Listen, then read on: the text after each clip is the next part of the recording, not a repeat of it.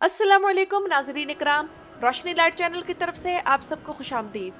नाज़रीन इकराम, मेरी आज की वीडियो आप लोगों के भरपूर इसरार पर सलाहुद्दीन अय्यूबी ड्रामा सीरीज के सीजन 2 की पहली किस्त का रिव्यू है और आप लोगों से गुजारिश है कि किस्त तुर्की में ऑन एयर होने के बाद अगले दिन ट्रांसलेशन के साथ आती है, तो उसी दिन 2 घंटों की किस्त देखने के बाद इतना वक्त नहीं बचता कि मैं फौरन ही उसी दिन उसका रिव्यू आप लोगों के सामने पेश कर दूं। इसलिए मुझे अगले 1 या 2 दिन का मार्जिन दिया करें। अब आइए नाज़रीन इकराम रिव्यू की तरफ। तो सलाहुद्दीन अय्यूबी के पहले सीजन ने मुझ समेत बहुत से लोगों को मायूस किया था, लेकिन इस सीजन 2 की पहली किस्त के बारे में कहूंगी, well written, well directed, well performed. Emre Konuk के लिए शाबाश, जो कि अपने दावे में कामयाब रहे कि इस ड्रामे का अगला सीजन कमाल का होगा। और देखें कि शायद तुर्की ड्रामों की तारीख में ये पहला मौका है कि हमें मुख्तलिफ माहौल, मुख्तलिफ दौर और मुख्तलिफ इलाकों की तारीख और शख्सियात के हवाले से सुपर्ब किस्म के सीजन देखने को मिल रहे हैं। यानी कि अरब का माहौल, लाइफस्टाइल देखना हो, सहरा की खूबसूरती मुलाहिजा करनी हो, तो सलाहुद्दीन अय्यूबी सीरीज का सीजन 2 है। लेकिन अगर आप लोगों ने अनातोलिया का कबायली माहौल देखना हो और उसके साथ साथ चश्मे, पहाड़, हरियाली देखनी हो और 14वीं सदी के तुर्की में जाना हो, तो उस्मान सीरीज है। जबकि 15वीं सदी की अजीम तुर्क सल्तनत और कौस्तांतिनिया और साहिली इलाके देखने हो, तो महमद फातिल और सुल्तानी है। यानी कि ये सर्दियां तारीखी ड्रामों के मद्दाहों के लिए एक पूरा पैकेज लाई हैं। और इससे पहले नाज़रीन इकराम, ऐसा तब हुआ था जब एक तरफ कुरेलिश उस्मान का सीजन 2 रिलीज हुआ था, जो कि मेरे नज़दीक इस ड्रामा सीरीज का सबसे अच्छा सीजन था, जबकि दूसरी तरफ ओयनिश ब्यूक सल्जूकलू जैसा ब्लॉकबस्टर ड्रामा रिलीज हुआ था, जिसमें सुल्तान मलिक शाह, संजर और निजामुल मुल्क ने धमाल मचा दी थी। इसके बाद बारबरूसा आई और भी कई तारीखी ड्रामे आए, जिनमें अल्परसलान काबिल जिक्र है।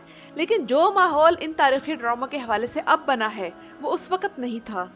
तो हम इन तीनों ड्रामों की टीम्स को अप्रिशिएट करते हैं।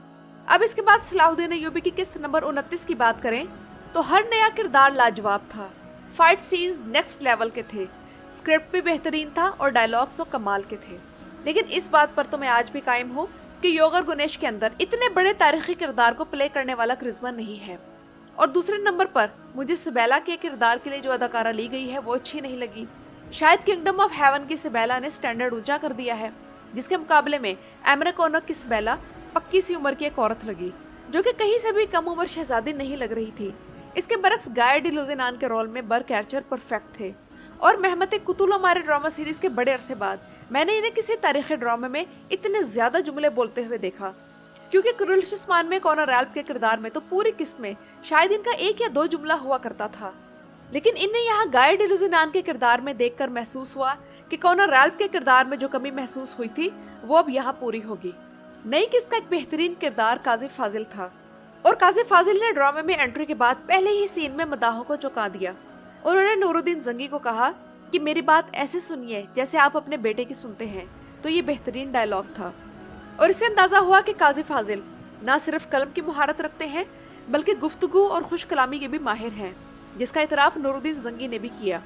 तमाम किस्त में काजी फाजिल जहाँ जहाँ भी अपीयर हुआ, तो उसकी जहानत हर सीन में टपक रही थी। और जाहिर सी बात है कि वो शमसा खातून को कायल कर लेगा कि वो गाना शुरू कर दे, ताकि सलाहुद्दीन अय्यूबी को फरार करवाया जा सके।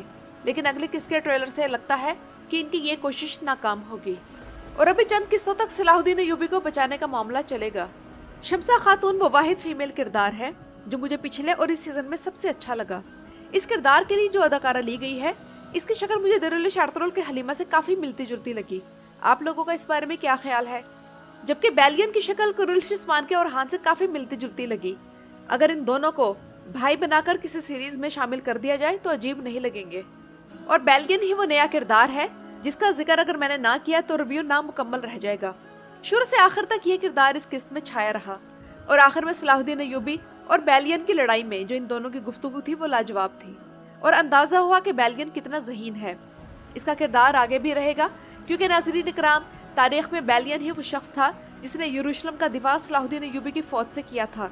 लेकिन जब सलाहुद्दीन अय्यूबी ने यरूशलेम फतह किया, तो इसने ही सलाहुद्दीन अय्यूबी को चाबियां पेश की थी। और मालूम होता है कि बैलियन और सलाहुद्दीन अय्यूबी की दोस्ती सीजन में आगे तक चलती रहेगी, लेकिन दोनों अपने अपने अकीदे पर सख्ती से कायम रहेंगे। वैसे तारीखी एतबार से क्रिश्चियन और मुसलमान सदियों तक अल कुदस में अमन अमान से रहते आए थे, यहाँ तक कि फिर यहूदी और नाइट टेम्पलर्स का अरूज शुरू हुआ, जो वहाँ आ गए और वहाँ का अमन सुकून सब कुछ तबाह होकर रह गया।